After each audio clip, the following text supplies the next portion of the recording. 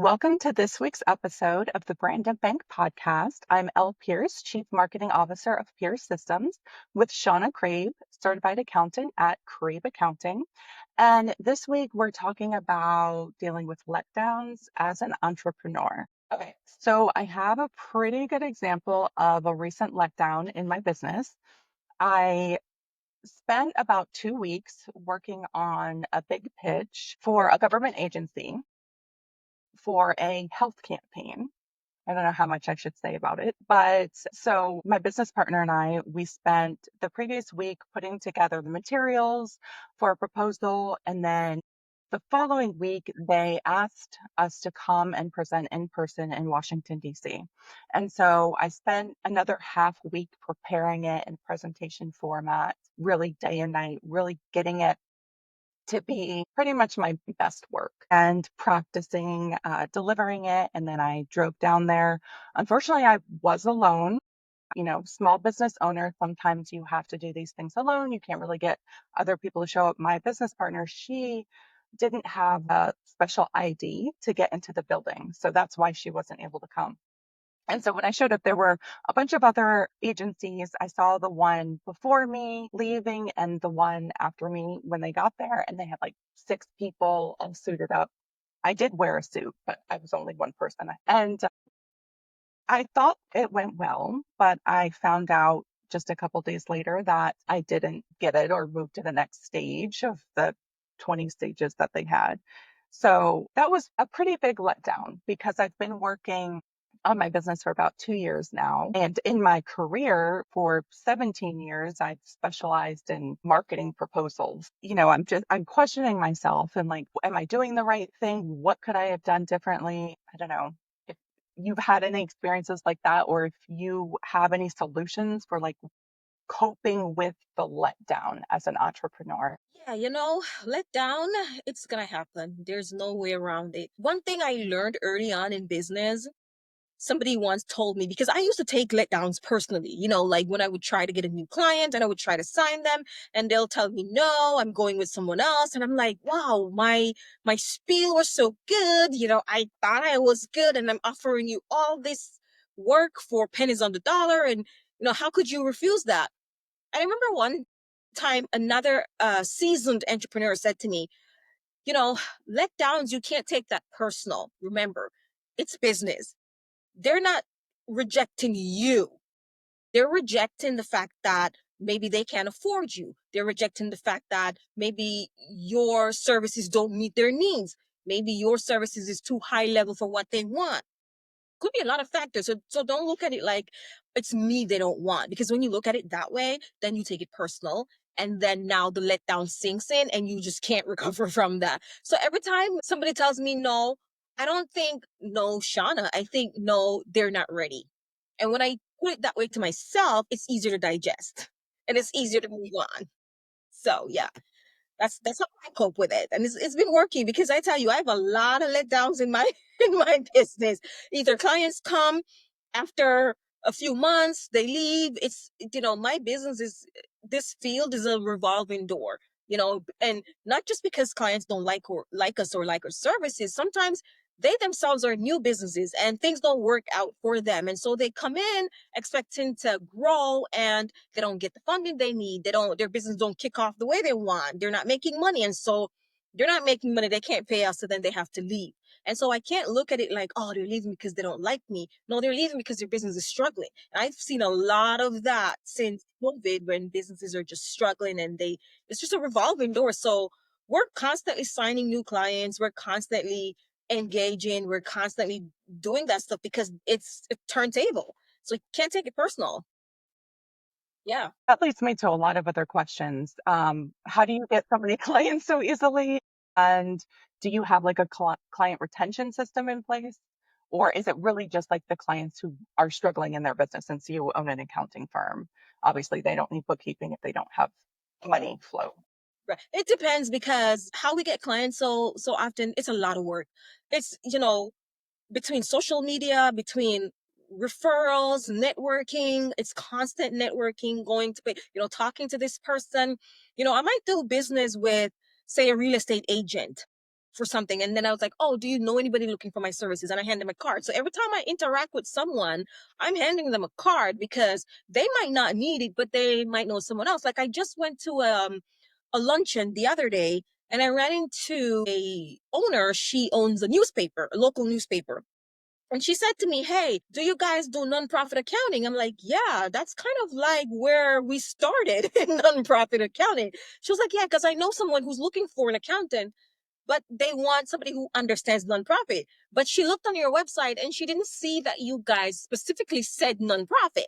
So I was like, okay, thanks for that note. You know, even though we have a broad range of industries that we do, we didn't list specifically, okay, we do this industry or that industry. You know, we do accounting. And so that kind of triggered me to go back to our website developer and said, hey, add a page on our website that lists all the industries that we work with because some people they want to specifically see that you work with them. And so from that conversation at a luncheon, we were able to move on with that client. And so what I'm saying is that you never know who you will encounter. So I always have business cards on handy to just pass them out. So that's kind of how we get a lot of clients. It's a lot of word of mouth, it's a lot of social media, it's a lot of networking. And I feel like those things is a job by itself. So aside from being an owner and managing and all of that stuff, just being the face of your company is a job itself. So, so oh yeah. So how do you feel about that? Have you gone out and do a lot of stuff like that? Yeah, I did. So I've been focused more on the government side, which you know, since that's how we met. But so I think I've been doing a lot of like government events and meeting different government contacts. But I think what I need to do is branch out more to other businesses and other business owners. Yeah, So that I guess I might be a haven't good been. idea. What's that? That might be a good idea to just broaden your scope of services, you know, and your industry, and just not limit it to the government. And you and I both know that that government field is very hard to get into, but when you do get into it, it is worthwhile, financially worthwhile, right? But similar situation started with me when I first started this business. You know, I started just focusing on forensic accounting, just that niche. And what happened was it was such a small niche that unless you are looking for that service, you're not looking for that service, right? So we weren't getting a lot of clients because doing forensic accounting is like it's like having a legal case. It's like having an attorney where your attorney works with you, the one client, over a course of weeks, months, even years to solve your case and go to court and back and forth. It's similar to a forensic accounting. You work with that one client, going digging into their finances, collaborating with their attorney, and that case can go months to years. But if you're just working with one client over months, how feasible is that revenue wise? It Yeah, doesn't do much. And so we started to say, okay, we have the accounting background. Why not just take on the traditional accounting clients, right? The bookkeeping clients. And so once we started doing that, then we started to see real revenue come in and not wait on these forensic accounting clients to pay us because, yeah, they pay us a retainer, but that retainer can go very fast. And sometimes we don't get paid until they settle in court, which again can be years, right? Months and years in before you can see a paycheck. So we just decided to start taking on all the accounting clients. And from that, we started to see real monthly revenue coming in. So I think an advice might be yes, work with the government, but we know the process and that is very long and tedious.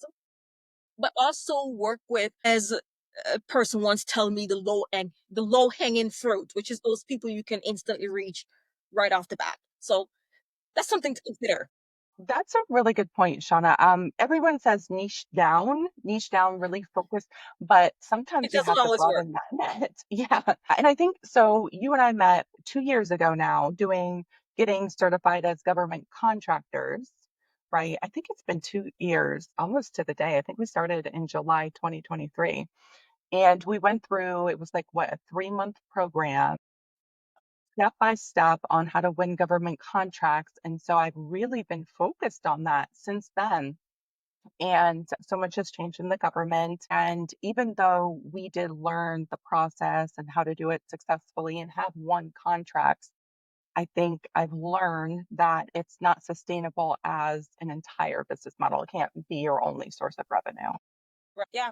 And I've submitted since we've finished or class, I have submitted probably 30 plus proposals, and I've only won two, and there are two small ones. And the revenue from that is not even sustainable to pay one staff member. So, it's not sustainable to me. Yes, there are bigger companies like these big firms that they win all the government contracts, the Deloittes and and all Lockheed Martins and those type of people. They have the resources, but the smaller guys like us, we don't have the resources to go after those big contracts and the history and the reputation and all of that. So we have to start small. And I find in my space, the accounting space, I find that a lot of the government contracts goes to the same company, Deloitte and Touche, right? Or KPMG, but mostly Deloitte. So what's left for guys like us? Really nothing. So I don't niche down to government contracts because I know it's hard getting into. And so I just stick with, I still submit, but I also reach the low hanging fruit also. Because those are people that they're out there and they're looking for your services. Yeah, I think I need to get out of the mindset because we did put so much effort into getting certified and we know the process Mhm. so well. And I feel like Yeah. it's so easy to keep going for what you know how to do, uh, instead of like just putting yourself out there and seeing what happens. I guess I've never been good at just putting myself out there. And so I just need to do more of that. You're good at that. Yeah, and I didn't start this way. Let me tell you, as an entrepreneur, you're always scared, thinking that okay, are they gonna like me? Are they gonna want to deal with me? And so you, like I said earlier, we take it personal. And so I took it personal in the beginning when I first started my business, almost 8 years ago. Everything was personal. Like, oh, I approached somebody and they're like, oh, we're not looking for accountants now. And I was like, oh, they don't like me. They hate me. And then I crawl into a shell and then I don't want to go out again because I was so hurt and it's so embarrassed. But then once somebody told me, don't think about that is they're rejecting you. They're rejecting your service. They're rejecting the fact that they can't afford you. They're rejecting the fact that it's not the right time for them. And so when I started putting it that way, you could tell me no 500 times. I'll take it and I'll be like, okay, I'll see you in 2 months and I'll email you back again. Hey, since we last chat, has anything changed? Since I last run into you, anything changed? So we tend to internalize things and we just have to get out of that mind frame and kind of like put the put the rejection on a cause other than you. Right. See your business as outside of yourself. Yes, Yes. you're represent like so It's a when I job, work it's not your child. exactly. When I worked for other companies, I didn't take rejection as me. It was someone else's business. So why should I feel that way about mine? Maybe Exactly. that's what holds entrepreneurs back sometimes. Yeah, and I think too, a lot of people don't start businesses because they're scared.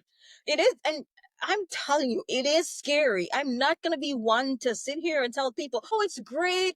And I never had honest people tell me honest truths about starting a business. It was always the fluff. It's great. You have your freedom, you have your time, you make your own money, you set your own schedule, all the fluff. But nobody tells you the sleepless nights you have because you can't make payroll. I've had many of those sleepless nights. Like, will I be able to make payroll? Nobody tells you, okay, how much rejection you would get from going out and people telling you no. Nobody tells you, okay, can I pay the rent? Biggest one nobody told me was that when it comes down to the wire and you have $1 in the bank, $1, and you have to decide between paying your business bills or your personal bills, you have to pick one. Sometimes that dollar can only go one way. It can either go to your business or your personal. And then sometimes as entrepreneurs, we neglect our personal life because we have to keep the business afloat. And so we put all our money or resources and our effort into our business. And then over here, you forgot to pay your mortgage and they're knocking. You forgot to pay your light bill and it's shut off. You forgot to buy groceries and now you're hungry. Like, because all your energy and effort is in your business and nobody tells you those dirty stories. Everybody hides behind the fluff of, oh, it's so pretty. Like, there's plenty of times I'm like, man, I want to go back and work for someone. I want to shut my business down and go back and work for someone because one, I can just clock in at 8, do my job, clock out at 5, and I'm done. There's no shut off when you're an entrepreneur, and nobody tells you that. You don't have a 9 to 5 as an entrepreneur. Yeah, your business hours on the door might say 9 to 5, but you as the owner, you don't have a 9 to 5. And if you have a 9 to 5, you're not going to be successful. Yeah. No, I agree. My social life has been on pause for 2 years. Yeah. Seriously, like I've lost friendships and It's lonely. can't start a It's lonely. relationship. It's lonely. One more thing nobody tells you, being an entrepreneur is very lonely, especially if you don't have like a solid business partner that shares in 50-50 of the revenue, the expenses, the stress, the sleepless, all of that. When you're alone, you are really alone. You have nobody to bounce ideas off of. You have to think of every idea, every faults and failures. You have to scoop yourself off the ground. Everything is just you. And I wish sometimes people would just be brutally honest and tell people the truth. It is not all glitz. Yes, it might be 20 years down the line once you get a grip on things and once it's working. But when you're first starting, oh yeah, forget it. You will die under the stress and the pressure. It, So it takes a strong person. and that's why we're here, right? That's why we started this podcast. We are going to be brutally honest. I'm 2 years in, you're 8 years in. So, I think a lot of people that create content are the ones that have made it. And Oh so yeah, they talk about the good things because they right. have all those good things after they've gone through the slog. We're in it. So we're going to be honest We're going to about be brutally honest. We're going to tell you, think real long and hard before you start a business. Make sure you have the time to commit. Make sure you have a family that understands that, hey, sorry, I can't hang out with you. I'm sorry, hubby. We can't go do date nights. I got to get this done. You make sure you have like the financial resources, even something. And one thing I always advise people is if you have a good paid day job, don't quit that just yet. Don't quit that. Hold on to that as long as you possibly can until your business revenue replaces your day job income. I mean, when I say replace, I mean 100% replace, and it's steady for at least 3 to 6 months. In steady, don't quit because you're gonna quit and you're gonna blow through that money so fast that you're gonna like wish you could go back to your job and you probably can't. So you want to make sure that you hold on to that day job as long as possible. Yeah, that and I is think that's one great. of the things that I did in the beginning, where I kept my day job while building this business from my kitchen table from the ground up. And it wasn't until I looked and I saw, oh, now I had enough money build up from the business, the money that was still coming in would be able to sustain me. Now I can quit my job and now really focus 100% in. And even after that, months, years in, I was like, oh, I'm at the point now where I'm like, oh, I just want to turn off. There's no turning off. You Never. can't take your foot off the gas pedal. It's just go time. Yeah. So So my advice is think long and hard before you quit your day job. how long did you start your business before you quit your day job? Before you replaced your income? I think it was about 2 years 2 years. before I Okay. quit my job. Yeah.